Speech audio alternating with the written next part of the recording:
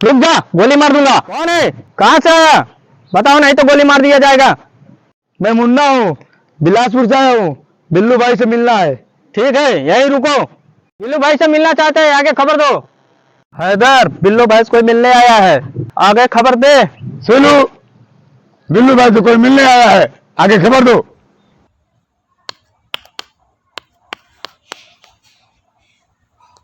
बिलासपुर से आपसे कोई मिलने के लिए आया है, आपसे कोई मिलने आया है।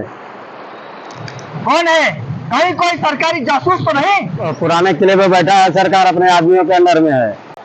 तब तो मिलना पड़ेगा। चल देखता हूँ कौन है।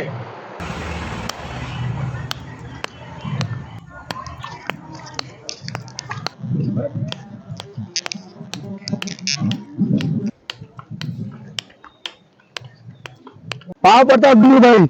मैं बिलासपुर से आया हूँ, मेरा नाम मुन्ना है। प्रॉब्लम बता अपना।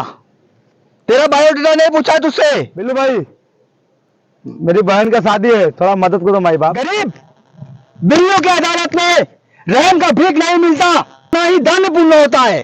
भाग जा, भाग जा, नहीं तो बहन की डोली की जगह तेरी अर्थी उठा दूंगा। भाग ससुरा गरीब, भाग ससुरा, भाग।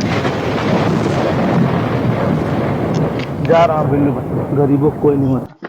चल बैठा।